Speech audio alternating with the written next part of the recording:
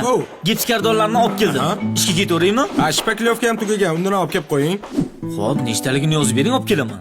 Aka, nariga xonaga ham 2 qop sement kerak edi. Kecha olib keldim-ku. Tugadi aka, tugadi. Albaster, samarez, keyin quvur uchun turbalar ham kerak aka. Keyin iloj bo'lsa kechga 2 million berib turing, aka, zaril bo'layotdi. Bu baraka topga kecha pul berdim-ku, pul olasizlar, ishda unimi yo'q. Ha, ish bo'lyapti aka, ish bo'lyapti.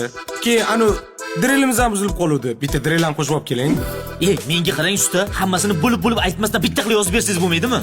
Bozor yuraman deb ishim ham qolib ketdi. Aka, bu siz uyingizmi, meni uyimmi? Bu uy bitsa siz yashayapsizmi? Nima, menga yo'q gapiryapsiz? Narsa olib kelsangiz ish yuradi-da. Olib kelasizmi?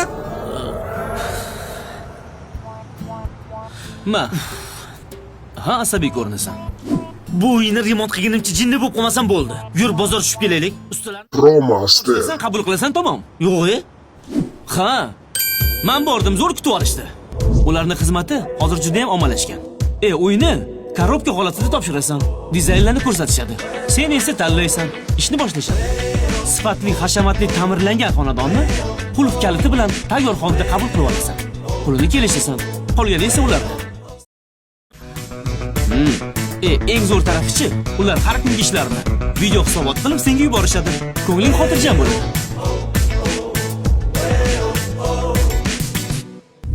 Ko'rib turganingdek, yangi uyimga ko'chib keldim. Qalay? Bu yo'qlarni ham ko'rgin? Ha, qo'yir. Kelyapsan. Ha, ketdim. Mana, remontga nima deysan? Vashi zo'r. Bo'ldi. Men ham shularga remont qildiraman. Allo. Aka, shpatilam qolib ketibdi. Borginimcha. Uyimda yo'qollaring. Bashol!